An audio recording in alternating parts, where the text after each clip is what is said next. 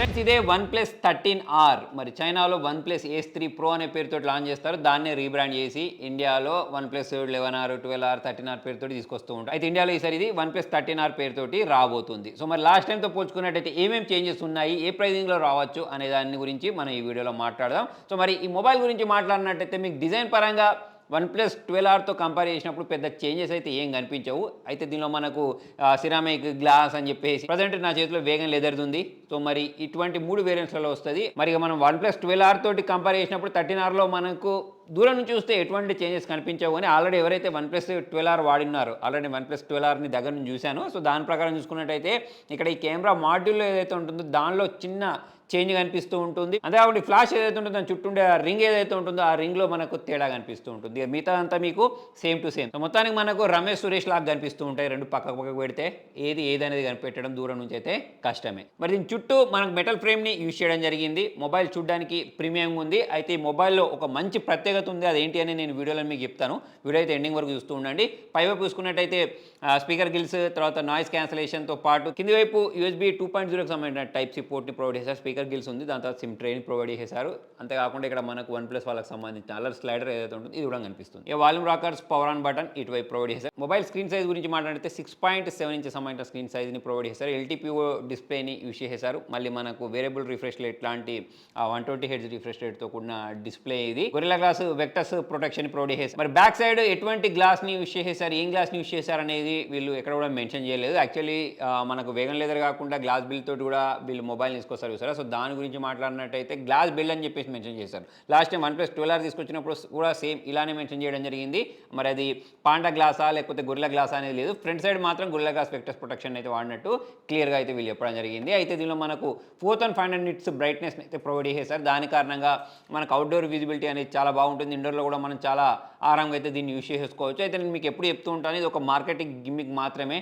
ఈ 4500 నిట్స్ అంటే ఈ OnePlus అనే కాకుండా ఏ మొబైల్ తీసుకున్నా సరే వీళ్ళు ఏం చేస్తారంటే కొన్ని టెస్టెడ్ ఎన్విరాన్మెంట్లో మాత్రమే దీన్ని టెస్ట్ చేస్తారు. సో దానిలో ఒక్క పిక్సెల్ అయినా సరే మనకు 4500 నిట్స్ అచీవ్ చేసింది అనుకోండి HDRలో. సో దాన్ని వీళ్ళు ఏం క్లైమ్ చేస్తూ ఉంటారంటే 4500 నిట్స్ అని చెప్పేసి అయితే చెప్తూ ఉంటాం. అలా అని చెప్పేసి మొబైల్ డిస్ప్లే బ్రైట్నెస్ బాగాలేదని కాదు, డిస్ప్లే బ్రైట్నెస్ బాగానే ఉంది. ఇక్కడ మీరు చూడొచ్చు. నెక్స్ట్ ఈ మొబైల్లో బాగా నచ్చింది ఏంటి తెలుసా, దీనిలో వీళ్ళు ప్రొవైడ్ చేసిన in display fingerprint sensor. In display fingerprint sensor నచ్చడం ఏంటనుకుంటున్నారు. జనరల్గా మనకు అన్ని మొబైల్స్లో in display fingerprint sensor అనేది కొంచెం కిందికి ఉంటూ ఉంటుంది. కాకపోతే ఇక్కడ మనం చూసినట్టయితే కరెక్ట్ ప్లేసింగ్లో ఇచ్చారని నాకైతే చాలా కంఫర్ట్గా అనిపించింది. ఎందుకంటే మనం ఫింగర్ ప్రింట్ అన్లాక్ చేసేటప్పుడు జనరల్గా మన వేలు అనేది ఇక్కడ పై వైపు వెళ్తూ ఉంటుంది. మళ్ళీ మనం దాన్ని కిందికి అడ్జస్ట్ చేసుకుని అన్లాక్ చేస్తూ ఉంటాం కదా. కాకపోతే ఇక్కడ ఏం అడ్జస్ట్ చేయాల్సిన అవసరం లేదు, డైరెక్ట్ అన్లాక్ చేస్తారు. చెప్పేదాని ఉద్దేశం ఏంటి అంటే ఫింగర్ ప్రింట్ సెన్సార్ అనేది కొంచెం కిందికి కాకుండా పైకి ప్రొవైడ్ చేశారు. నెక్స్ట్ ఈ మొబైల్లో మాట్లాడాల్సింది ఏంటి అంటే దీని యొక్క వెయిట్ 207 గ్రామ్స్ మాత్రమే ఉంది. మాత్రమే ఎందుకు అంటున్నాను తెలుసా, దీనిలో 6100 mAh బ్యాటరీ ప్రొవైడ్ చేశారు. లాస్ట్ టైంతో పోల్చుకున్నట్టయితే ఇంకొక 600 గ్రామ్స్ ఎక్కువ పెంచినా సరే ఈ మొబైల్ అనేది మనకు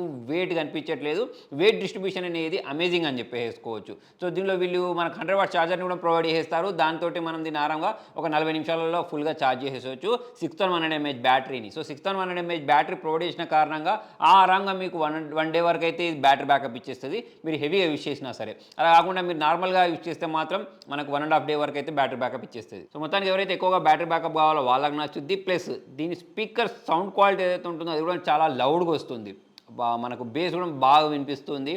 ఎవరైతే యూట్యూబ్లో వీడియోస్ చూడాలనుకుంటారో నెట్ఫ్లిక్స్ అటువంటి వాటిలో ఎక్కువ వీడియోస్ చూస్తూ ఉంటారు సరే. సో వాళ్ళకు ఈ బ్రైట్నెస్ అయినా కానివ్వండి, స్పీకర్ అయినా కానివ్వండి చాలా బాగా నచ్చుద్ది. మొత్తానికి మల్టీమీడియా కన్సంప్షన్ అనేది దీనిలో బాగుంది. అయితే మొబైల్ ఇంకొక మంచి విషయం ఏంటి అంటే Snapdragon 8 Gen 3 processor. Last time వీళ్ళు 8 Gen 2 ప్రాసెసర్ తోటి లాంచ్ చేశారు. 8 Gen 2 తోటి లాంచ్ చేసినప్పుడు మొబైల్ స్టార్టింగ్ కొత్తలో అంత ఆప్టిమైజేషన్ కానప్పుడు మొబైల్ అనేది హీట్ అయింది, మన 12R మొబైల్ అనేది. కాకపోతే ఈసారి ఈ మొబైల్ అయితే నాకు హీట్ అయినట్టు అనిపించలేదు. గేమింగ్ చేసినప్పుడు చాలా స్మూత్గా అయితే గేమింగ్ని మనం హై ఫ్రేమ్ సెట్టింగ్స్లో అయితే ఆడుకోవచ్చు. అయితే లాస్ట్ టైం OnePlus వాళ్ళు మోసం చేశారు. ఏంటి అని అంటే మనకు ఎవరైతే 12GB ర్యామ్ వేరియంట్ కొనుక్కుంటారో వాళ్ళకి UFS 4.0 స్టోరేజ్ టైప్ని ఇస్తామని చెప్పేసి అన్నారు. కాకపోతే ఎవరైతే 12GB ర్యామ్ కొనుక్కున్నారో వాళ్ళకి UFS 3.1 వచ్చింది. తర్వాత OnePlus వాళ్ళు మేము మొబైల్ని రిటర్న్ తీసుకుంటాం అని చెప్పేసారని. కాకపోతే ఫస్ట్ అయితే అబద్ధం ఆడారు. అయితే OnePlus వాళ్ళు ఇలా అబద్ధం ఆడడం కొత్త ఏం కాదు.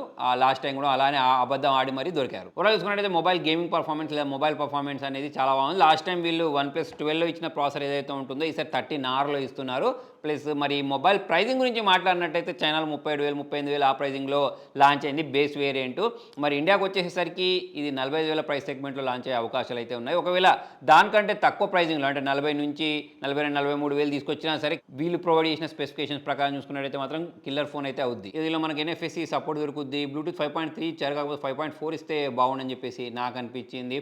ఎందుకంటే మనకి ప్రాసెసర్ అనేది అంత క్యాపబుల్ కాబట్టి. కెమెరా గురించి మాట్లాడితే 50 మెగాపిక్సెల్ సోనీకి సంబంధించిన 890 సెన్సార్ని వీళ్ళు ప్రొవైడ్ చేశారు. ఇంకొకటి 8 మెగాపిక్సెల్ అల్ట్రా వైడ్ యాంగిల్ కోసం 2 మెగాపిక్సెల్ మ్యాక్రో సెన్సార్ని ప్రొవైడ్ చేశారు. వీళ్ళు తీసుకున్న డబ్బులేమో 45,000 వరకు తీసుకుంటూ ఉంటారు. సో అటువంటిప్పుడు మనకు ఈ 2 మెగాపిక్సెల్ మ్యాక్రో సెన్సార్ అనేది వేస్ట్ అని చెప్పేసి నా అభిప్రాయం. సెల్ఫీ గురించి మాట్లాడితే 16 మెగాపిక్సెల్ సెల్ఫీని కూడా ప్రొవైడ్ చేశారు. OS సపోర్ట్ కూడా ఉంటుంది. సో మరి దీంతో క్యాప్చర్ చేసిన కొన్ని ఫొటోస్ని అయితే మీరు చూడండి. మనకు ఎడ్జ్ డిటెక్షన్ అనేది బాగుంది, లైట్ కంట్రోల్ అనేది బాగుంది, ఫోటోని బాగా క్యాప్చర్ చేయగలుగుతుంది. ఏది మెయిన్ సెన్సార్ గురించి మాట్లాడినట్టయితే. ఇక మిగతా 2 సెన్సార్స్ గురించి మాట్లాడినట్టయితే అవే వీళ్ళు తీసుకున్న డబ్బులకు కొంచెం తక్కువైందని అనిపించింది. ప్లస్ ఇంకొక దగ్గర కూడా వీళ్ళు ఇంప్రూవ్ అవ్వాలని చెప్పేసి అనిపించింది. అదేంటి అంటే IP65 రేటింగ్ మాత్రమే వీళ్ళు ప్రొవైడ్ చేస్తారు. లాస్ట్ టైం IP64 ఇచ్చారు, ఈసారి కొంచెం ఇంప్రూవ్మెంట్ చేసేసారు. కాకపోతే వేరే బ్రాండ్స్ గురించి మాట్లాడితే ఎస్పెషల్లీ మోటరోలా గురించి మాట్లాడినా సరే మనము 20,000 బడ్జెట్లో కూడా మనకు IP68 రేటింగ్ ఇస్తున్నారు. మరి వీళ్ళు 45,000 తీసుకున్న తర్వాత కూడా IP68 రేటింగ్ ఇస్తే బాగుండని చెప్పేసి నాకు అనిపించింది. సో మొత్తానికి OnePlus నుంచి ఇంకొక మంచి మొబైల్ అయితే ఇండియన్ మార్కెట్లోకి రాబోతుందని చెప్పేసి నాకు అనిపించింది. ఈ మంచి మొబైల్ అనేది ఎప్పుడు జస్టిఫై చేస్తాయంటే వీళ్ళు పెట్టే ప్రైజింగ్ ఆధారంగా ఉంటుంది. మరి అదే 45,000 ఉంటుంది, దాని తర్వాత మెల్లమెల్లిగా తక్కువ చేసుకుంటూ వస్తూ ఉంటారు అనుకోండి. ఓలా చూసుకున్నట్లయితే 40 నుంచి 45,000 మధ్యలో అయితే ఈ మొబైల్ ప్రైస్ అనేది ఉండబోతుంది. నేను మరి ఇంతకుముందు చెప్పినట్టు బ్యాటరీ బ్యాకప్ బాగుంది, డిస్ప్లే బాగుంది, మొబైల్ పర్ఫార్మెన్స్ బాగుంది, స్పీకర్ క్వాలిటీ బాగుంది. బాగాలేంది ఏంటి అని అంటే మనకు దీనిలో IP68 రేటింగ్ ఇవ్వాల్సింది. కెమెరా పర్ఫార్మెన్స్ అనేది అంత అప్ టు మార్క్ లేదు. యాక్చువల్లీ వీళ్ళు ఏం చేస్తూ ఉంటారంటే చైనాలో లాంచ్ చేసిన యాస్టీ స్పెసిఫికేషన్స్ చిన్న చేంజెస్తో మాత్రమే ఇండియాలో తీసుకొస్తూ ఉంటారు. మరి వాటి ప్రకారం చూసుకున్నట్టయితే మరి కెమెరాలో ఏమైనా ఇంప్రూవ్మెంట్స్ ఉంటాయా లేదా అనేది చూడాలి. ప్లస్ OS గురించి మాట్లాడినట్టయితే అవుట్ ఆఫ్ బాక్స్ Android 14 తోటి ఉంది. మరి ఇండియాలో ఇంకొంచెం లేట్గా తీసుకొస్తే మాత్రం Android 15 తోటి వస్తుంది కాకపోతే తొందరగా తీసుకొస్తారని చెప్పేసి నేను అనుకుంటాను. కాబట్టి మనకు Android 14 కనిపించే అవకాశాలు ఉన్నాయి. మొత్తానికి ఇది ఫ్రెండ్స్ OnePlus Ace 3 Pro, అదే మన OnePlus 13R. సో మరి త్వరలో మన ఇండియాలో లాంచ్ అయిన తర్వాత దీని ప్రైజింగ్ ఏముంటుంది, ఫీచర్స్ ఏముంటాయి అనేది అయితే చూడాల్సి ఉంది. మరి మీకు ఈ మొబైల్ ఎలా అనిపించింది కింద కామెంట్లో రాయండి. Thank you.